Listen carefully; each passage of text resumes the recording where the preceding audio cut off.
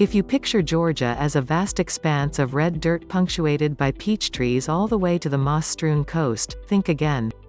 Georgia's Piedmont spills out of the Appalachian Mountains at the northern end of the state, a stretch of rugged terrain packed with incredible hikes that rival neighboring North Carolina and more famous outdoor destinations like New Hampshire and Vermont. From the legendary Appalachian Trail's southern terminus to spectacular waterfalls crashing into pools ringed by rhododendron, from under-the-radar southeastern through hikes like the Pinati Trail to a swath of canyons carved by a century of erosion, the Peach State is full of surprises. So lace up your hiking boots and grab your trekking poles. We've hand-picked some of the best hikes in Georgia, from challenging trails with technical features to short-day hikes easily accessible for families and hikers with disabilities. The Pinati Trail, good for backpackers and thru hikers. Springer Mountain wasn't always intended to be the southern terminus of the Appalachian Trail. Originally Benton MacKay, the conservationist who first conceived of the epic thru hike, imagined the trail would run the full length of the Appalachian Mountains named for, including the rolling foothills that extend into portions of Georgia and Alabama. Work began in the 1970s on blazing the Pinati Trail, which encompasses the southern spurs left off the official AT. However, it wasn't until the early aughts that the Pinati Trail was completed and opened to thru hikers. Over the past 13 years, the Pinati Trail has steadily become better known as a southeastern thru hike in its own right, as well as a good training ground for northbound AT hikers. It also makes for a great section hike. However, whether you want to spend a Saturday on a portion of the PT or make a backpacking trip out of the 160 miles that traverse the Peach State from the Alabama state line near Etna to the northern terminus at Flag Mountain near Epworth. However far you go, just follow the blue blazes. Blood Mountain, good for day hikers. Despite the sinister-sounding name, Blood Mountain is one of the most renowned hikes in all of Georgia. It's the highest elevation peak on the Georgia section of the AT, and unlike a lot of summits in Appalachia, you actually get inspired panoramic vistas from the top instead of climbing to a dense, anticlimactic knob socked in by foliage. Pick up any last-minute supplies you need at the legendary Mountain Crossings General Store nearby, then start your climb at the Byron Reese Trailhead near Neal's Gap. You can follow the blue blazes to the intersection with the AT at Flat Rock Gap, then follow the Appalachian Trail's famous white blazes. You'll know you're getting close to the top when the trees give way to a series of big stony balds, which hint at the views to come. Keep your glutes firing, though, until you reach the big stone shelter built by the Civilian Conservation Corps almost a century ago, where AT hikers still rest up overnight. You can scramble up the boulders behind the shelter for the best summit views and a bite to eat. There's a reason it's called Picnic Rock, after all. There's also an outhouse a few dozen yards further down the trail and downhill from the shelter.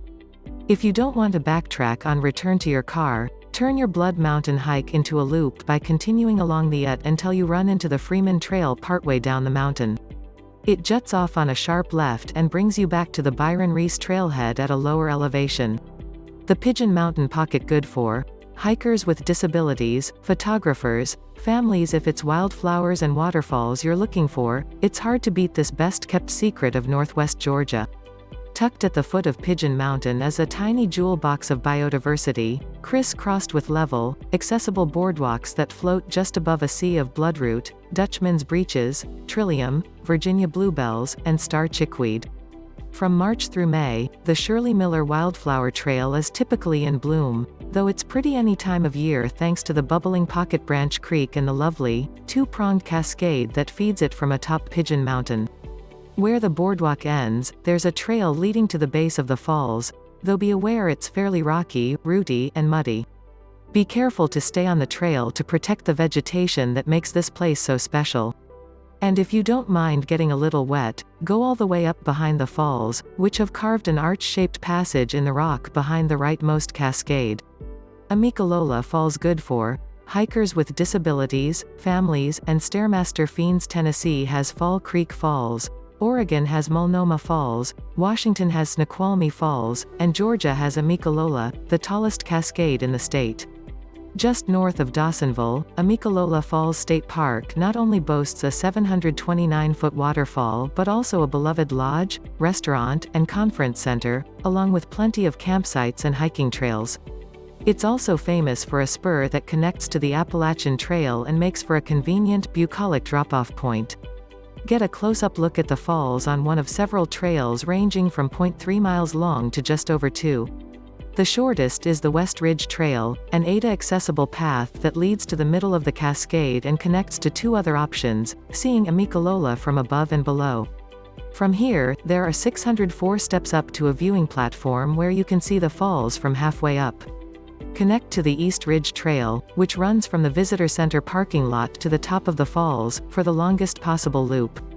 Or you can take the new Appalachian Approach Trail to the bottom of the falls, or another 8 miles to the southern terminus at Springer Mountain. Tallulah Gorge, good for day hikers and photographers in the far northeastern corner of Georgia. About an hour and 40 minutes from Atlanta or 3 from Chattanooga, Tallulah Gorge is one of the state's 7 natural wonders. See its best features up close on the gorgeous but strenuous Hurricane Falls Trail Loop, which shows off some of Georgia's prettiest waterfalls, including Low Door, Tempesta, and Hurricane. In just 3 miles round trip, hikers can follow the rim of this water-carved gorge, then descend to its bottom, and even cross a magical suspension bridge that looks like it's straight out of Indiana Jones or Romancing the Stone. No, those movies weren't filmed here, but several scenes from Deliverance were. There are 10 overlooks total along the Hurricane Loop, along with over 1,000 heart-pounding stairs that will leave your quads shaking. Anna Ruby Falls, good for families, visually impaired hikers, day hikers tucked away in the Chattahoochee-Oconee National Forests near charming Helen, Georgia. Anna Ruby Falls is easily accessible for hikers of all abilities. The 0.15-mile Lion's Eye Trail is punctuated with signage in Braille about the surrounding landscape, as well as a handrail to guide visitors with visual impairments. There is also a half-mile paved trail from the parking lot to a pair of viewing decks suitable for those at modest activity levels, including families. However, this approach trail may not be considered truly accessible for hikers using mobility aids because it encounters moderate inclines at a few points.